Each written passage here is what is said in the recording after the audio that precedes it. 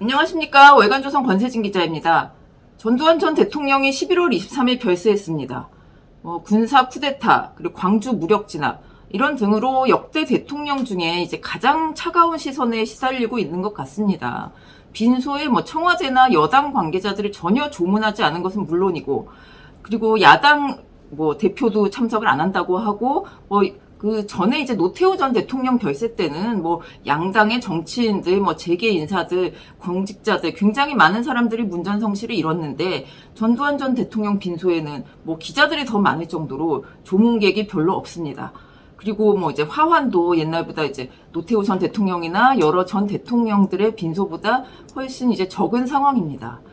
그래서 이렇게 약간 차가운 시선을 많이 받고 있는데, 다만 경제 발전, 경제 성장률, 그리고 직선제 개헌, 이 두 가지는 전두환 전 대통령의 업적이라고 평가를 할 수 있겠습니다. 오늘은 이 직선제 개헌, 그 과정에 대해서 잠깐 얘기를 하려고 하는데요. 지금 대한민국 헌법은 9차 개헌, 그러니까 그 재헌국회 이후에 1987년 10월 국민투표를 통해서 통과된 헌법입니다. 지금까지 이제 개헌이 없었기 때문에 지금도 제6공화국이죠. 그러니까 1948년 7월 7일, 7월 17일 재헌절에 재헌 헌법이 이제 제정되고 그 후로 9차례에 걸쳐서 개헌이 있었습니다. 그랬는데 지금 34년 동안 개헌이 없습니다. 그러니까 이게 무슨 뜻인가? 그 정도로 완성도가 높은 헌법인가? 딱히 고쳐야 될 것이 없는 헌법인가? 그런 생각이 들기도 합니다. 조금씩 이제 부분 개헌을 할 수도 있었는데 단 한 번도 손에 대지 못했다는 거죠. 그러니까 그렇게 결정적인 결격 사유가 없는 것 아닌가 이런 생각이 드는데 이 헌법을 만든 대통령이 이제 누구냐? 대통령이 다 만들었다고는 할 수 없지만 이 개헌을 주도하고 결국 이루어낸 대통령이 누구냐? 이것은 우리가 한번 짚어볼 필요가 있는 것 같습니다. 지금 현행 우리 헌법이 만들어진 과정, 아시는 분도 많으시겠지만 다시 한번 짚어보자면 전두환 대통령 시절인 1987년 대통령 선거는 이때까지 간선제였습니다. 무슨 통일 주체 국민회의 이런 대통령 선거인단이 뽑도록 돼 있었는데 이제 이러다 보니 그리고 독재가 이제 계속 이어진다 이렇게 생각한 국민들이 직선제를 요구하는 목소리가 굉장히 높아졌습니다. 그랬는데 이제 정권을 잡고 있는 입장에서는 본인들에게 유리한 그런 이제 선거제를 계속 원했겠죠. 그러다 보니 이제 전두환 청와대는 그 1987년 4월에 현행 헌법대로 그대로 가야 한다 이런 호헌 조치를 선언을 합니다. 이 헌법 개헌하지 않겠다, 간선제 계속 가겠다, 직선제는 없다 이런 조치를 선언을 하니 그러니 이제 직선제를 요구하는 야당과 국민들 그러니 얼마나 이제 그 반발이 심했겠습니까? 거기다가 여당인 그 민정당 노태우 후보, 이게 전두환 대통령의 육사 동기인 노태우 군인 출신 노태우 후보를 대통령 후보로 지명을 해버립니다. 그러니 이제 정권을 그대로 이어가겠다는 얘기죠. 아무리 군인이 아니라고 해도.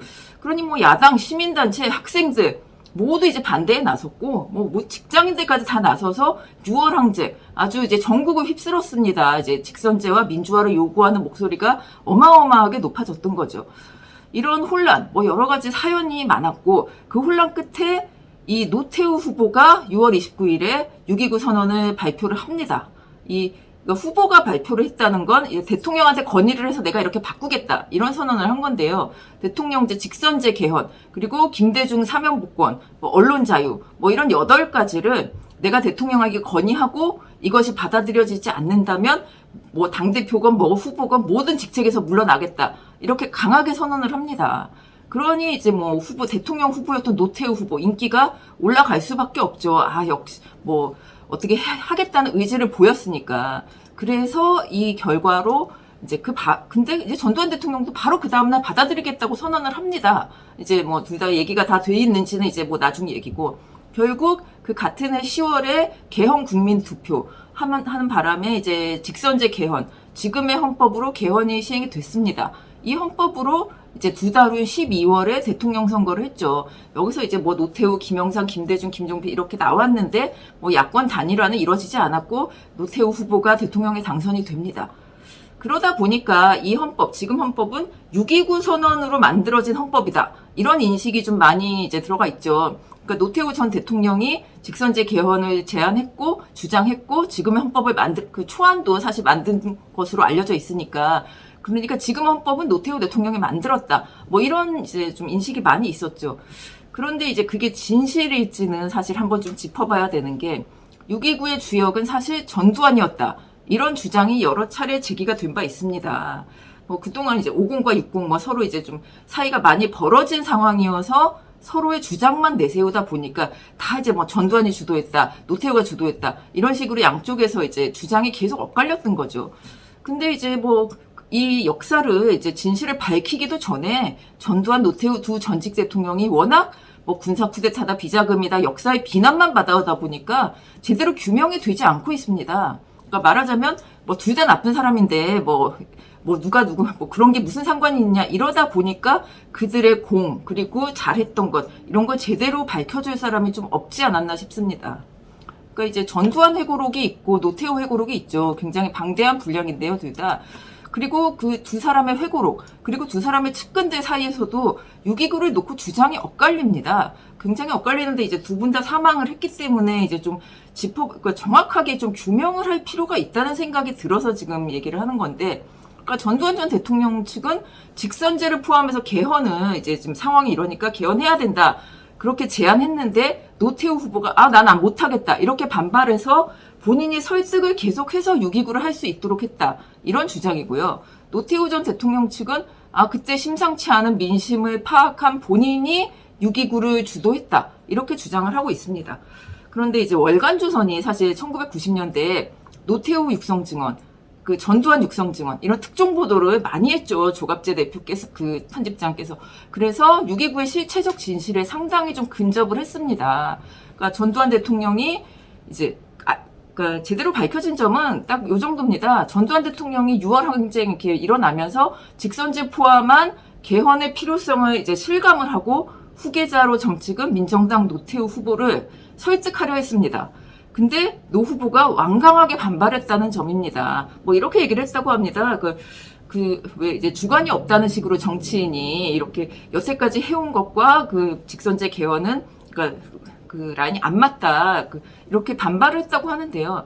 사실 뭐 노태우 후보 입장에서는 간선제라면 자기가 이제 대통령이 당연히 될 수가 있는데 직선제로 개헌을 한다? 이러면 이제 쉽게 받아들이기 힘들었겠죠. 근데 이제 다만 더 심각한 뭐 무력 충돌, 사실 6월 항쟁이 이렇게 민주화로 끝나는 게 아니라 더 심각한 무력 충돌이나 더 사고가 날 수도 있는 상황이었습니다. 그때는. 그래서 근데 이제 노태우 후보 입장에서는 계속 이대로 가면 나도 어쩔 수 없겠다 하고 개헌이 불가피하다는 점을 결국은 받아들였고, 또 이제 그 당시만 해도 김대중, 김영삼 이분들이 대선에 나오긴 했는데 단일화가 안 될 것이다. 그러면 이제 노태우가 대통령이 될 수 있다. 이런 식으로 이제 계속 설득을 했고, 전두환 대통령과 그 측근들이 계속 설득을 했다는 증언들이 지금 계속 나오고 있습니다. 이런 점을 노태우 후보가 결국 수용을 하면서 그 6.29 선언과 그 새 헌법에 초안은 노태우 후보가 헌법 학자들과 함께 만들었다고 합니다. 그러니까 이제 뭐 이렇게 말씀을 이제 뭐 번 드렸는데, 어쨌든 현재 대한민국 헌법은 전두환, 노태우 두 전직 대통령의 합작품이라고 보면 될 것 같습니다. 그러니까 지금 이 헌법이 여러 가지 중요한 의미를 갖고 있는데요. 이제 원래는 이제 군부 독재에 시달리던 국가였던 대한민국이 민주주의 국가로 탈바꿈하는 계기가 된 헌법입니다. 그리고 국민의 희생으로 이제 왜 이게 하향식 민주주의나 뭐 이제 위에서 결정한 일본처럼 뭐 그런 것이 아니라 국민의 이제 투쟁과 희생으로 민주주의를 쟁취한 헌법으로 좀 기록이 되고 있습니다. 또 그러니까 합법적 절차로 제대로 된 민주주의 헌법을 최초로, 그러니까 국내에서 최초로 만들어냈다는 거죠. 그 내용도 굉장히 중요합니다. 그러니까 대한민국 임시정부 법통을 계승했다는 점, 이것을 명문화를 했고요. 그 외에도 이제 아까 대통령 직선제 외에도 국회가 국정감사권을 갖게 됐고, 대통령 국회 해산권이 사라졌고, 헌법재판소가 생겼습니다. 굉장히 이제 민주주의에 가까이 가고 제대로 이제 만들어진 헌법인 거죠. 그러니까 아무리 이 두 전직 대통령이 공과 중에서 과가 많은 전직 대통령이라고 할지언정 그 34년간 자유민주주의 대한민국을 유지할 수 있도록 그런 헌법을 만든 공은 인정해야 되지 않을까 싶습니다. 오늘 이야기 여기까지입니다. 감사합니다.